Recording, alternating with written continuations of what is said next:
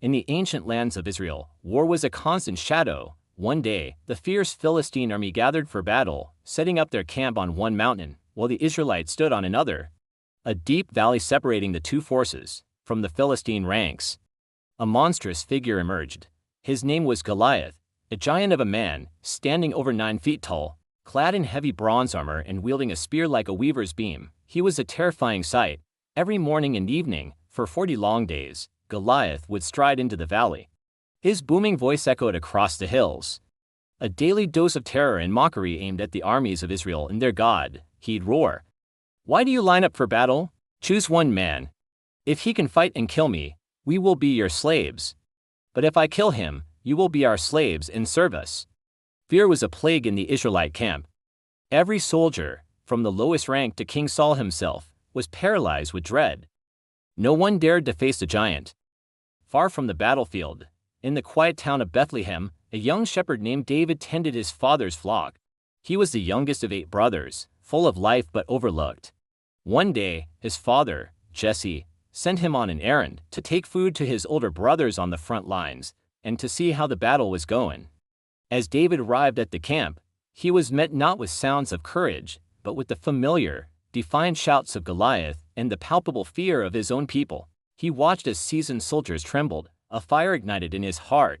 It wasn't just anger, it was a righteous indignation. Turning to a soldier, he asked with disbelief, "Who is this uncircumcised Philistine, that he should defy the armies of the living God?" Word of the boy's bold talk quickly reached the king. David was brought before Saul, who looked at the young, unassuming shepherd with skepticism. "You can't fight him," Saul said. "You're just a boy, and he has been a warrior since his youth." But David was unshaken. "Your servant has been keeping his father's sheep," he explained. "When a lion or a bear came and took a lamb from the flock, I went after it, struck it, and rescued the lamb. The Lord who saved me from the paw of the lion and the bear will save me from the hand of this Philistine." Seeing the unshakable faith in David's eyes, Saul relented. "Go," he said, "and the Lord be with you."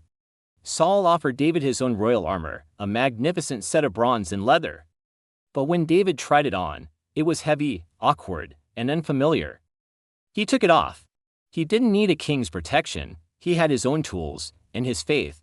Instead, he walked to a nearby stream, chose 5 smooth stones, and placed them in his shepherd's pouch. With his staff in one hand and his trusty sling in the other, he walked out into the valley to meet his destiny. When Goliath saw the young boy approaching, he laughed with contempt. "Am I a dog?" he sneered, "that you come at me with sticks?"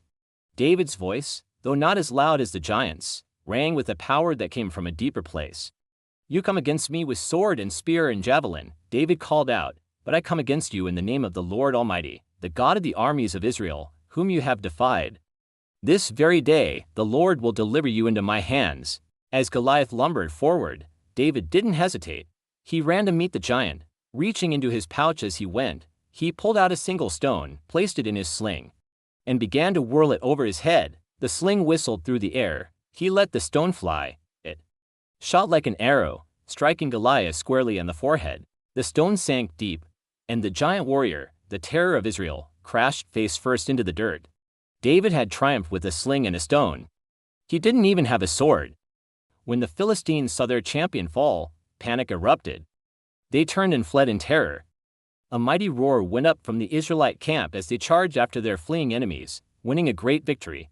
And so, a young shepherd boy, armed with little more than courage and a profound faith in his God, defeated a giant and saved his people.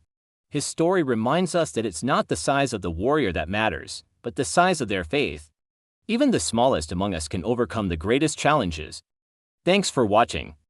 If you enjoyed the story, be sure to like and subscribe for more.